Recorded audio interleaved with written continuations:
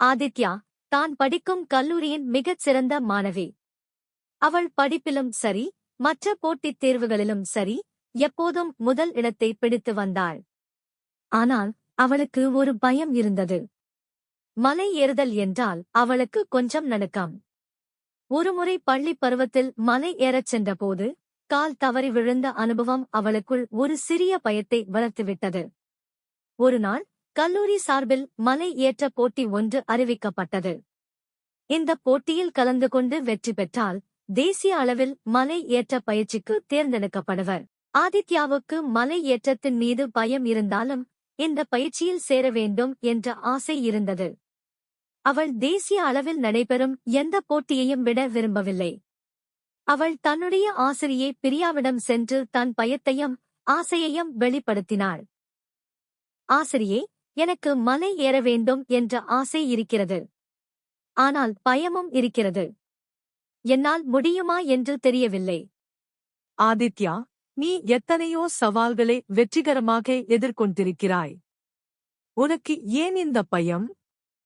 என்னை பலப்படுத்துகிற கிறிஸ்துவினாலே எல்லாவற்றையும் செய்ய எனக்கு பலனுண்டு ஜூட் என்று பைபிள் வசனம் சொல்கிறது. நீ கிறிஸ்துவை நம்பினால் உனக்குள்ளிருக்கும் பயம் நீங்கும். அவர் உனக்கு பலம் கொடுப்பார். பிரியா ஆசிரியை சொன்ன வார்த்தைகள் ஆதித்யாவின் மனதில் ஆழமாக பதிந்தன. அவள் மனதுக்குள் அந்த வசனத்தைச் சொல்லிக் கொண்டே மலை ஏற்ற பயிற்சிக்குச் சென்றாள். ஒவ்வொரு அடியையும் வைக்கும்போது, என்னை பலப்படுத்துகிற கிறிஸ்துவினாலே எல்லாவற்றையும் செய்ய எனக்கு பலனுண்டு என்று நினைத்துக் கொண்டாள்.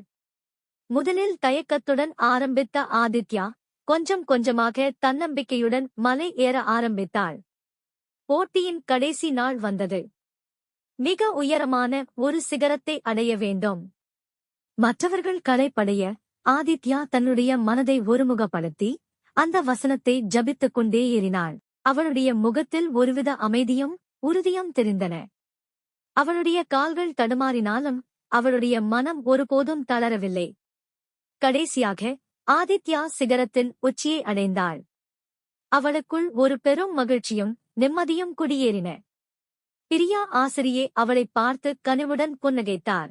ஆசிரியே, நீங்கள் சொன்னது உண்மை.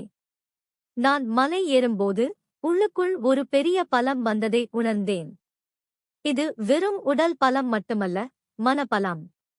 என்னை பலப்படுத்துகிற கிறிஸ்துவினாலே எல்லாவற்றையும் செய்ய எனக்கு பலனுண்டு என்ற வார்த்தைகள் எனக்குள் ஒரு புது நம்பிக்கையை விதைத்தன. அதை நீ உணர்ந்ததுதான் முக்கியம், ஆதித்யா. உன்னுடைய நம்பிக்கை உனக்கு வெற்றியை கொடுத்திருக்கிறது. எதைச் செய்தாலும் முழு நம்பிக்கையோடும் விடாமுயற்சியோடும் செய்தால் வெற்றி நிச்சயம். அந்த போட்டியின் முடிவில் ஆதித்யா வெற்றி பெற்று தேசிய அளவிலான மலை ஏற்ற பயிற்சிக்கு தேர்ந்தெடுக்கப்பட்டாள். அவளுடைய இந்த வெற்றி அவளுக்குள் இருந்த பயத்தை போக்கியதோடு எந்தச் செயலையும் தன்னம்பிக்கையுடன் அணுக வேண்டும் என்ற பாடத்தையும் கற்றுக் கொடுத்தது. என்னை பலப்படுத்துகிற கிறிஸ்துவினாலே எல்லாவற்றையும் செய்ய எனக்கு பலனுண்டு என்ற வசனம் அவளுக்கு வாழ்நாள் முழுவதும் வழிகாட்டியாக அமைந்தது. கதை முடிவு. ஆதித்யா வெற்றி பெற்றது மட்டும் அல்ல, அவள் பயத்தை எதிர்கொண்டு தன்னம்பிக்கையுடன் முன்னேறுவதற்கான பாடத்தை கற்றுக்கொண்டாள். குழந்தைய நீங்களும் பயங்களை அசைத்து சிரித்து தைரியமாக முன்னேறு. If you enjoyed this story, like, share and subscribe.